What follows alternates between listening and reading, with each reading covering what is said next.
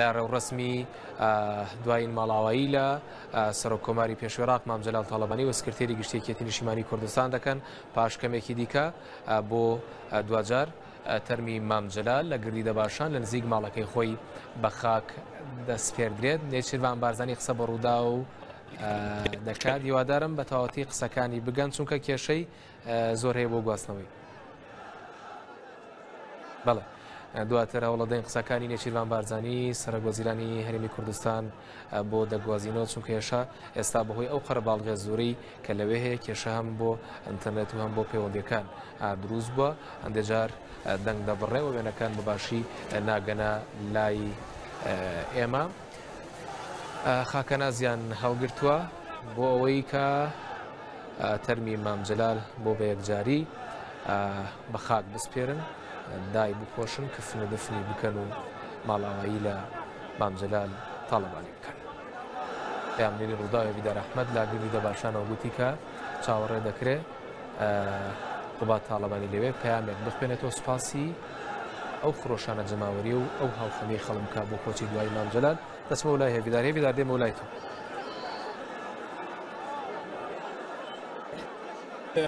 هەوراستەمەوە ئاشکرا بکەم یەکەم جارش باز دەکرد قەول بۆ ینی پێش ئەو ڕۆژەی کە مام جەلال تووشی جەڵتە بێتەوە و یەکجاری لە کار بکەوێ دوایەوە بە ڕۆژێک مەوعدی مقابلەمان هەبوو وەکو ڕوودا و ئەو کات کە هەفتەنامەی ڕوودا بوو سەردانی بەغدا بکەین مقابلە بکەین. پێشتر مقابلەکە قەول بوو لە هەولێر بکەین. یەک دوو جار میێوانی هات بەرپرسی نووسنگەکەی داوای بەناوی مام جەلالەوە داوای لێبوردنیە کرد. دەیگوت مام جەلال دەڵێ داوای لێبوردنەکەین نەکرا ئەکرێت سبەینێ بکرین وتمان بەڵێ بۆ ڕۆژی تر هەر نەکرا وتی ئەکرێت سبەینێ وتمان بەڵێ. دواتر تەلەفۆنی کردوتی ئیشێکی بەپەلە هات مام جەلال فعلەن ئەو کات بەپەلە چوو بۆ بەغدا وتی ئەتوانم بێنە بەغدا وتمان بەڵێ. ئیتر قەول بوو دوای ئەوە بە دوو ڕۆژ پێش ینی دوای ئەو حالەتە دوو ڕۆژ ئێمە بچینە بەغدا مقابلەکە بکەین. ئەو بوو مام جەلال ئێمە مقابلەکەیمان نەکرد وەکو ڕوودا بکەین کە خوددا حافیسیە کاتن لەو شوێنەی کە ئێستا هەموو ئەو خەڵکی لێرە ئێوە هەموو وەکوێکە ئێستا بینن مام جەلال خوددا حافیسیە کات شتانەیە بڵێن بۆ مەرگی مام جەلال. وەڵاهی من دەڵێم گەورم ڕوعەت شاد وەکو یەکێتی بەس ئەوەندەمان پێ دەکرێت وەعد و بەڵەند و پا بکەینەوە تا دواترۆکی خوێنمان لە دوو ئەو ڕێبازەی بەردەوام بین. مامە نامرێ هەردەم لە ڕۆح و ویزدانماندا زیندووە بەلاشە لە بەرچاومان ون و بەڵام نامرێ قەت نامرێ. ماما ئێستا من وا هەز دەکەم باوکی هەموو کورد باوکی هەمومان بە یەک ڕۆژ مرد. وا هەز دەکەم باوکی هەموو کورد کە لە یەک ڕۆژدا وفاتی کرد هەزار ڕەحمەت لە گۆڕی. بەڵێن ئێمە وەکو پێشمەرگا بەڵێن دووپات دەکەینەوە هەتا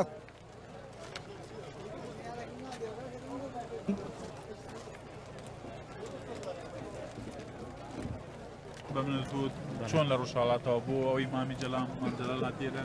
بەڵێ من سەرەتا بە ناوی خۆم و بە ناوی خەڵکی ڕۆژهەڵاتەوە سەرخۆشی و دڵتەنگیەکی زۆر هەموو ئاراستی هەموو خەڵکی کوردستان یەکەم بە خاتری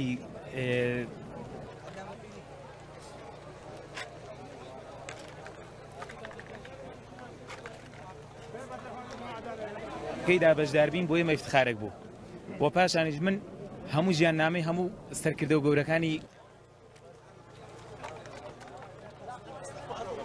پیاوێک بوو لە ئەو باشە هێویدار دێمە وڵات. بەڵێ بەڕێزان ئەمە دیارە کە مام جەلال خراوەتە گڵکۆکەیەوە لە گردی دەباشان.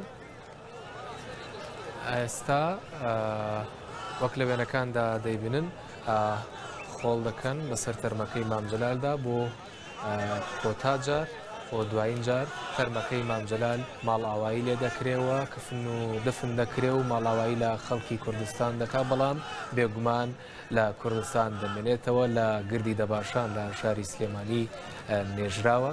ئەو پیاوەی کە بەگەنجی بووە پێشمەرگە و خەباتی بۆ وڵاتەکەی بۆ ئاڵای کوردستان کرد ئێستا لە ژێر ئاڵای کوردستاندا بە هوتافی پشتیوانی لە سەربەخۆی کوردستان و بە ئاڵای کوردستانەوە بە خاک دەست پێدرێت. خەڵکێکی زۆر لە گردی دەباشان کۆبوونەتەوەوە بەردەوام هێشتا هەر خەڵک دێ ئەوانەی کە لە فڕۆکەخانە بوون بە درێژایی ڕێگای نێوان فڕۆکەخانە بۆ مزگەوتی گەورە لە مزگەوتی گەورەوە بۆ گردی دەباشان خەڵکێکی زۆر هاونیشتیمانێکی زۆر لەوێ پێشوازیان لە تەرمەکەی مامجەلال تاڵەبانی کرد. لەوێ و بە هەمان شێوە خەڵکێکی زۆر چوو بوونە گردی دەباشان ئێستا ئەم هەموو خەڵکە پێکەوە چوونەتەوە گردی دەباشان و ماڵاوایی لە مامجەلالەکەن وەکەوەی کە لە شاشەی ڕوودا و تابینیتان وا قسەیان بۆ تۆڕی میدیایی ڕوودا و کرد. لە هەر چوار پارچەی کوردستانەوە خەڵک بەشدارن لە ڕێوڕسمی ناشتنی تەرمی مامجەلال تاڵەبانی لە ڕۆژاوا لە باکوور لە باشوور لە ڕۆژهەڵاتی کوردستانەوە هاتوونەتە سلێمانی خواحافیزی لەم سەرکردەی کوردەکەن مامجەلال تاڵەبانی.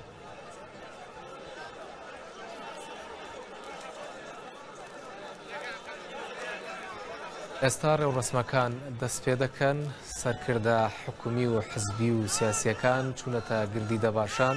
نێچیروان بارزانەی سەرۆکوەزیرانی کوردستان بە هەمان شێوەویش چۆتە گردی دەباشان بەشدارە لە ڕێوڕسمی ناشتنی تەرمی مامجەلالدا. نێچیروان بارزانەی سەرۆکوەزیرانی هەرێمی کوردستان قسەی بۆ تۆڕی میدیایی ڕوودا و کرد لەسەر گردی دەباشانەوە لە نزیک گڵکۆکەی مامجەلالەوە پاشکەمێکی دیکە تەواوی قسەکانی نێچیروان بارزانی لە ڕوودا و بڵاو دەکەینەوە.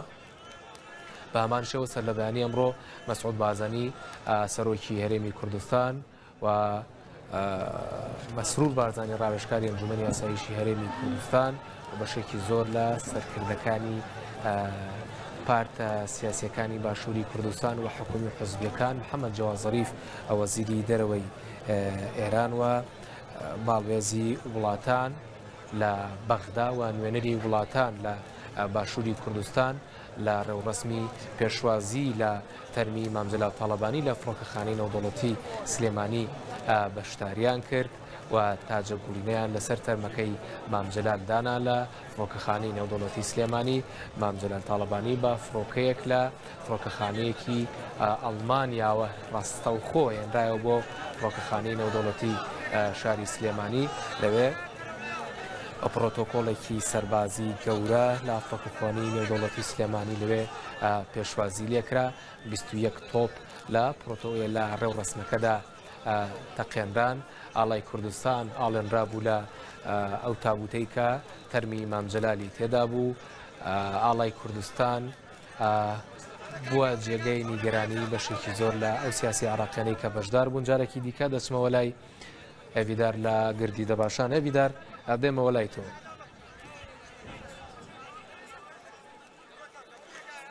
بینیم جگە لە ئافرەت پیا و درەنگ دەگریە ینی لا شتێکی زۆر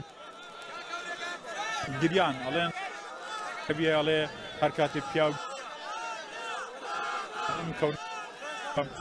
بۆ لە دەستدانی خەڵک لێرە کۆبووتەوە. زانیاری مەلگرت لەسەر ئەو 21 تۆپەی کە بوو لە فڕۆکخانە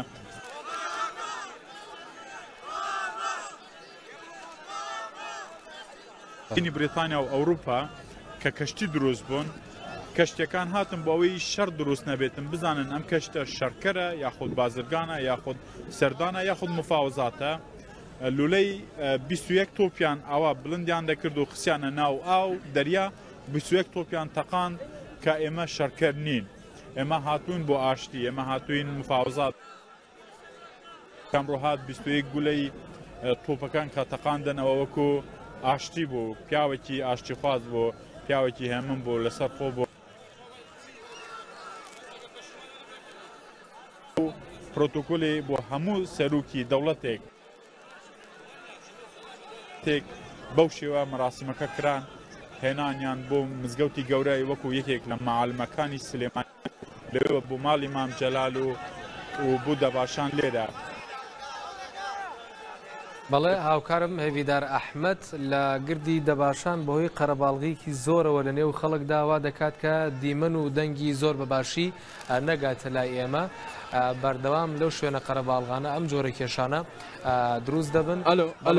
هەڤیدار باسیەوەی کرد کە بۆچی ئەمڕۆ سەر لە بەیانی 21 تۆپ گول لە تۆپ لە کاتی پێشوازیکردن لە تەرمی مام جەلال تەقێنراوە وەگەڵ باسی کرد لە کەلتوری کۆنی ئەوروپادا هەبووە بۆی ئەو تۆپانە دەتەقێنرێن 21 گول لە تۆپ ڕویان لە زەوی دەکرا بۆەوەی کە پەیامی ئاشتی لەلایەن کەشتیەکانەوە بدرێتە بڵین لایانی بەرامبەر کە شەڕ بوەستێ وەک بڵێ کە کوردستان بەم 21 گول لە تۆپە ویستی ئەو پەیامە بدا بە جیهان کە کورد ئاشتی دەوێ کوردستان دەیەوێ بە ڕێگای ئاشتیانە کێشەکانی چارەسەر بکە هێویدار باسی ئەوەشی کردە وەکو زانیوێتی بە مەبەست ئەم گول لە تۆپانە تەقێنراون و ئەم مزگەوتی گەورەی شاری سلێمانی هەڵبژێردراوە بۆ ئەوەی دیسان پەیامی ئاشتی و ئارامی بە گوێی جیهاندا بدا کە ئەم وڵاتە کەلتوری هەیە ئەویش کەلتوری ئاشتیە. دیمەنەکان ڕاستەوخۆن دەبینین لە گردی دەباشانەوە لەسەر گەڵکۆی مام جەلال تاڵەبانی کە پاشکەمێکی دیکە لەلایەن مامۆستایەکی ئاینیەوە تەڵقینە درێ و دوای بە خاک سپاردنی چاوەڕوان دەکرێت ماڵباتی مام جەلال وتارێکیان هەبێەوە قوبا تاڵەبانی کوڕی بچووکی مام جەلال ئەو وتارەکە بخوێنێتەوە هەروەها جێگری سەرۆکوەزیرانی هەرێمی کوردستان قوبا تاڵەبانی هەروەها سەرۆکوەزیرانی هەرێمی کوردستان لە مەراسیمەکەدا ئامادیە بەهۆی قەرەباڵغی زۆرەوە چاوەڕوان دەکرا کە ناتوانێت لە شوێنی بە خاکسپاردنی مام جەلال ئامادە بێ بەڵام بە پێ و زانیارانەی کە ئێمە هەمانە سەرۆکوەزیرانی هەرێمی کوردستان بە پێ بەرەو شوێنی بە خاکسپاردنەکە چووە و بەشدارە و فات حوسێن سەرۆکی دیوانی سەرۆکاتی هەرێمی کوردستان هاوڕێتی نێچیروان بارزانی سەرۆکوەزیرانی هەرێمی کوردستان دەکات. نێچیروان بارزانی بەدەم ڕێگاوە بۆ تۆڕی میدیایی ڕوودا و قسەی کردووە لەسەر ڕۆڵی مام جەلال لە کوردستانی پاش قۆناغی مام جەلال. پاش کەمێکی دیکە قسەکانی نێچیروان بارزانی سەرۆکوەزیرانی هەرێمی کوردستانتان بۆ پەخش دەکەین چاوتان لەسەر ڕوودا بێ بەڵام خەڵکی کوردستان لە کاژێر پێنجی سەر لە بەیانیەوە بە کاتی هەولێر لە شاشەی ڕووداوە ڕووماڵی گواستنەوەی تەرمی مام جەلال لە شاری بەرلینەوە دەشۆپێنن تا گەیشتە شاری سلێمانی و فڕۆکەخانەی نێودەوڵەتی سلێمانی لەملۆ سەر لەبانیەوە تاوەکو ئێستا خەڵکی کوردستان لە شاری سلێمانی لەسەر پێن دیمەنەکانیان چرکە بە چرکە لە شاشەی ڕووداوە دەگوازرێنەوە. سەرەتا مام جەلال لە فڕۆکەخانەی نێودەوڵەتی سلێمانی تەرمەکەی دابەزێنرا ئاڵایەکی کوردستانی پێوە ئاڵێنرا بوو بە تەرمەکەیەوە شاندی وڵاتان پۆل تاجە گوڵینیان لەسەر تەرمی مام جەلال دادەنا. لە مەراسیمەکەدا سەرۆکی هەرێمی کوردستان جێگری سەرۆکی هەرێمی کوردستان سەرۆکی حکوومەت وەزیری دەرەوەی ئێران محەممەد جەواد زەریف نوێنەری عەبادی سەرۆکوەزیرانی عێراق وەزیری ناوخۆی عێراق قاسم عەراجی بێگومان جگە لەوان سەرۆکۆماری عێراق دکتۆر فواد مەعسووم ئەویش بەشدار بوو لە ڕێوڕسمەکەدا. ئێرۆخان هاوژینی مام جەلال ئەندامی مەکتەبی سیاسی یەکێتی نیشتیمانی کوردستان لە فڕۆکەخانەوە بینرا هەر لە فڕۆکەخانەوە کاتێک کە تەرمی مام جەلال گوازرایەوە بەنێو شاری سلێمانیدا پاڤێڵ تاڵەبانی کوڕە گەورەی مام جەلال لە پێشەوەی ئەو ئۆتۆمبیلەدا دانیشت بوو کە تەرمەکەی دەگوازرایەوە دەگواستەوە بۆ مزگەوتی گەورەی شاری سلێمانی کە بە زەحمەتێکی زۆر مزگەوتی گەورە تەرمەکەی پێگەشت. لەوێ پاڤێڵ تاڵبانی ناچار بوو کە خۆی دابەزێ تکای لە خەڵک دەکرد داوای لە خەڵکی دەکرد کە ڕێگەی پێ بدەن تاوەکو تەرمی مام جەلال بچێتە نێو مزگەوتەکەەوە بۆی بشۆردرێەوە نوێژی مردووی لەسەر بکرێ.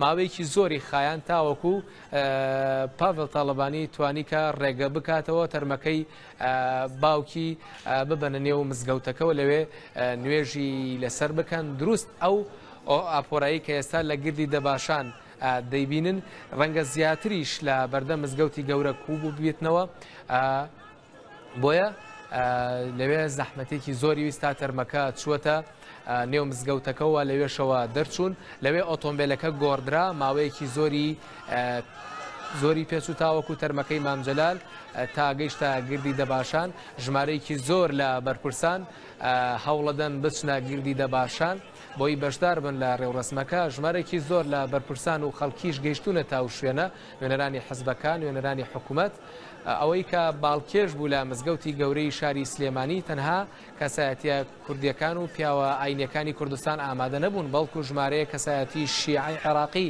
لەوێ ئامادە بوون وەکو عەمار حەکیم و پیاوانی ئاینی دیکەی شیعە ئەوانیش بەشداریان کرد لە ڕێوڕسمی نوێژی مردوو لە سەر تەرمی مامجەلال تاڵەبانی سەرۆکۆماری پێشووی عێراق لە دوایی گشتپرسی باشووری کوردستانی عێراقەوە ئەمە یەکەمین جارەکە شیعەکانی عێراق سەرکردەکانیان بە تایبەتی لە یەک شوێن کۆ ببنەوە لەسەر شتێک کۆک بن کە ئەویش نوێش خوێندن بوو لەسەر تەرمی مامجەلال و ناردنی پەیامی ئاشتی بوو لەسەر تەرمەکەی مامجەلال تاڵەبانی. ئێستا شاوەڕوان دەکرێت پاش کەمێکی دیکە مامجەلال بە خاک سپێردراوە تەرمی مامجەلال تاڵەبانی ئێستا قوبات تاڵەبانی چاوەڕێیەکرێ ئەو پەیامی بنەماڵەی مامجەلال و یەکێتی نیشتیمانی کوردستان بخوێنێتەوە سوپاسی ئەم فرۆشانە جەماوەری خەڵک بکا کە پێشوازیان لە تەرمی مامجەلال تاڵەبانی کردووە هاوکەمی خۆیان بۆ مامجەلال دەڕبڕی ئەمەش شاری سلێمانیە ئەو شارەی کە بۆ مامجەلال یەکێک لە شارە خۆشەویستەکانی کوردستان بۆ مامجەلال بێگومان تەنها بۆ مامجەلالیش نا بۆ خەڵکی کوردستان سلێمانی پێگەیەکی تایبەتی هەیە پێگەیەکی تایبەتی هەیەوە پایتەختی شانشینی جنوبی کوردستان بووە بە ڕێبەرایەتی مەلیک مەحموود هەمیشە وەکو شاری کوردایەتی ناسێنراوە. مەسعود بارزانی سەرۆکی هەرێمی کوردستان لە کاتی کەمپەینی گشتپرسی بۆ سەربەخۆی کوردستاندا لە سلێمانی گوتی کە سلێمانی و شارەیەکە لە ساڵانی 60 ڕەتی کردەوە کە قسە بە مەلا مستەفای بارزان بڵێ بۆیەش گەنجەکان شەهید کراون گەنجەکانی ئەو شارە شەهید کرا